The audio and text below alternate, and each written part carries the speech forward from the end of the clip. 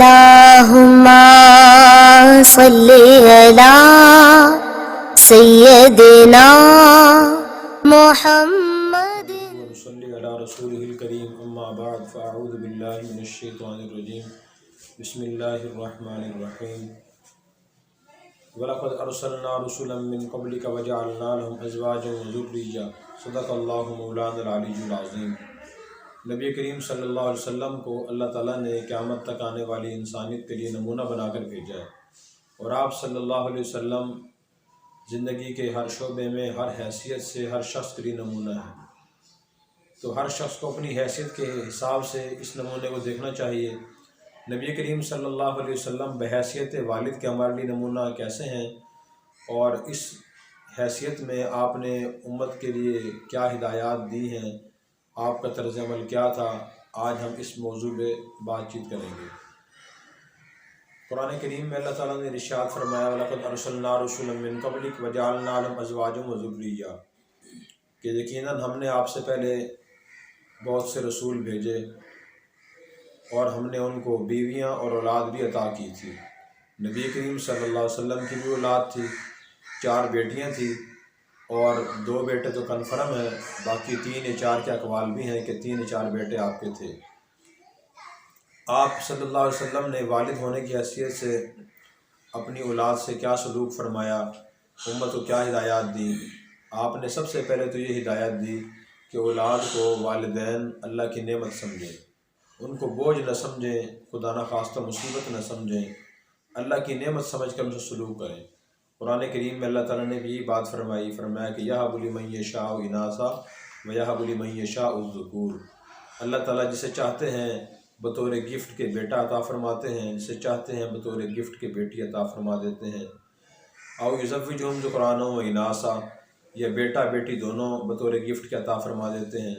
تو اللہ تعالیٰ نے یَهَبُ کا لفظ استعمال فرمایا ہے، اس کا اردو میں ترجمہ تحفہ ہوتا ہے، انگلش میں گفٹ ہوتا ہے، اس لیے ہم نے ترجمہ گفٹ کیا ہے۔ اللہ تعالیٰ اولاد کو تحفہ بیان فرما رہے ہیں، یعنی اولاد اللہ کی طرف سے والدین کے لیے تحفہ ہوتی ہے۔ حضرت ابراہیم علیہ السلام نے دعا کی تھی ربی حب لی من الصالحین، میرے رب مجھے نیک بیٹا بطور تحفہ کے عطا فرما۔ اس سے معلوم ہوا کہ اولاد تحفہ ہوتی ہے۔ نبی کریم صلی اللہ علیہ وسلم نے یہ ہدایت دی، دوسری ہدایت کہ اولاد جب پیدا ہو تو اس کے کان میں دائیں کان میں اذان دی جائے، بیٹا ہو یا بیٹی، اور بائیں کان میں اقامت تکبیر پڑھی جائے۔ اسی طرح آپ کی یہ ہدایت بھی ہے کہ 7ویں دن بچے کے سر کے بال صاف کر دیے جائیں، اور اس کو کیا جائے عقیقہ کرنا مستحب ہے، یعنی اسے کرنے سے آپ نے یہ فائدہ بیان فرمایا کہ بچہ بلاؤں سے، بڑی بڑی آزمائشوں سے، تکالیف سے محفوظ ہو جاتا ہے، اور والدین کی طرف سے عملی طور پر اپنی اولاد کی خوشی کا اظہار بھی ہوتا ہے۔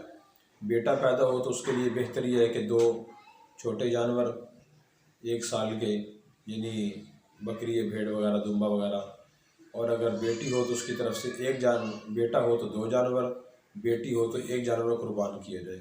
اگر گنجائش نہ ہو تو 1 بھی جانور بیٹے کی طرف سے قربان کر سکتے ہیں۔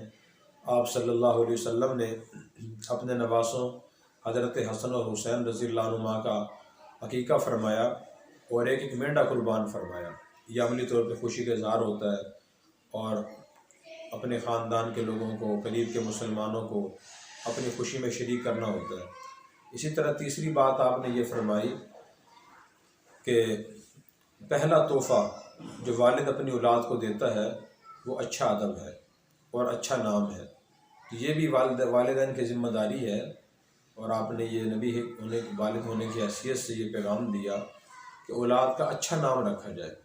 اچھے نام سے مراد یہ ہے کہ انبیاء علیہ السلام، صحابہ کرام، تابعین، تبع تابعین، ہر دور کے جو نیک لوگ گزرے ہیں، علماء گزرے ہیں، ان میں سے کسی کا نام دیکھ کر اولاد کا نام منتخب کیا جائے۔ اگر بیٹا ہو، اگر بیٹی ہو تو ازواج مطہرات، یعنی آپ صلی اللہ علیہ وسلم کی بیویاں، آپ کی بیٹیاں، صحابیات، یا بعد کی جو نیک عورتیں ہیں، ان میں سے کسی عورت کا نام دیکھ کر اولاد کے لیے منتخب کیا جائے۔ یا کوئی نیا نام ایسا نام منتخب کیا جائے کہ جس میں جس کا معنی اچھا بنتا ہو. اور دوسری بات آپ نے فرمائی کہ اچھا ادب سکھایا جائے. یہ والدین کی طرف سے یا والد کی طرف سے اولاد کے لیے سب سے بہترین تحفہ ہے، اچھی عادتیں اور اچھا ادب سکھانا. اور کامیاب زندگی کی بنیاد بھی یہ دو چیزیں ہوتی ہیں کہ انسان کے کو آداب کا علم ہو، اس کی عادات اچھی ہوں. اگر بچپن سے اچھی عادات ہوں گی اور بچہ باادب ہوگا، عمر بڑھنے کے ساتھ اس کے اچھے ادب میں، اچھی عادتوں میں اضافہ ہی ہوگا. اگر خدا نخواستہ بچپن سے ہی عادتیں بری ہوئیں اور آداب کا بچے کو علم نہ ہوا، اسے عادت نہ ہوئی، تو بڑا ہونے کے ساتھ بے ادبی اور بری عادتیں ہی پروان چڑھے گی. نبی کریم صلی اللہ علیہ وسلم اپنے بچوں کو اچھی عادتیں سکھایا کرتے تھے اور عملی طور پہ تربیت دیتے تھے. ایک مرتبہ حضرت حسن رضی اللہ عنہ آپ کے ساتھ تھے اور راستے سے گزرتے ہوئے انہوں نے ایک کھجور دیکھی اور کھجور اٹھا کر منہ میں ڈال لی کھانے کے لیے. جب آپ کی نظر پڑی تو آپ نے ان کے منہ میں انگلی ڈال کر کھجور باہر نکال دی اور آپ نے یہ فرمایا کہ بیٹا، میں نے اس لیے نکالی ہے کہ شاید یہ کھجور صدقے کی نہ ہو، اور صدقے کا مال ہمارے لیے حلال نہیں ہے. یعنی سید کے لیے صدقے کا مال اور آپ صلی اللہ علیہ وسلم کے لیے، آپ کے خاندان کے لیے حلال نہیں تھا. تو دیکھیں بچپن سے ہی آپ نے بچے کی کیسی تربیت فرمائی، اسے حرام و حلال کی تمیز سکھائی. آج بہت سے والدین بچپن سے اولاد کی تربیت نہیں کرتے، انہیں اچھے آداب، اچھی عادات نہیں سکھاتے اور یہ سمجھتے ہیں کہ شاید جب بچہ بڑا ہوگا تو خود ہی سنور جائے گا اور خود اچھی عادتیں آ جائیں گی. تو یہ طرز عمل درست نہیں ہے. اسی طرح حضرت عمر بن سلمہ رضی اللہ عنہ، حضرت ام سلمہ رضی اللہ عنہ کی جب آپ کی بیوی تھیں اور ان پہلے ایک شوہر سے بیوہ ہو گئی تھی، یہ آپ کی بیوی تھیں تو پہلے شوہر سے ان کا بیٹا تھا. جب حضور نے ان سے نکاح فرمایا تو بچہ بھی ساتھ آ گیا. تو حضور نے بہت خوشی سے اسے قبول فرمایا اور آپ نے اس کی اچھی تعلیم و تربیت فرمائی. حضرت عمر بن سلمہ فرماتے ہیں کہ ایک مرتبہ بچپن میں نبی کریم صلی اللہ علیہ وسلم کے ساتھ کھانا کھا رہا تھا. مجھے آداب کا علم نہیں تھا تو میں کبھی لقمہ برتن میں دائیں طرف سے لگاتا، کبھی بائیں طرف سے. تو آپ نے میرا ہاتھ پکڑ لیا اور آپ نے فرمایا کہ یا غلام اذا اکلت فسم اللہ، اے بیٹے جب بھی کھانا کھانا ہو تو اللہ کا نام لے کھانا کھانا چاہیے، دائیں ہاتھ سے کھانا چاہیے، اپنے سامنے سے کھانا چاہیے. دیکھیں بچپن سے ہی آپ نے بچوں کو آداب سکھائے. تو ہمیں چاہیے کہ ہم بھی بچپن سے ہی اپنے بچوں کو آداب سکھائیں، بات کرنے کا طریقہ سکھائیں، چلنے پھرنے اٹھنے بیٹھنے کے آداب سکھائیں، بڑوں سے بات کیسے کی جاتی ہے، چیز کیسے لی جاتی ہے، کیسے دی جاتی ہے، بڑوں کو کسی بات کا جواب کیسے دیا جاتا ہے. تو یہ آداب بچپن سے سکھانا یہ والدین کی ذمہ داری ہے.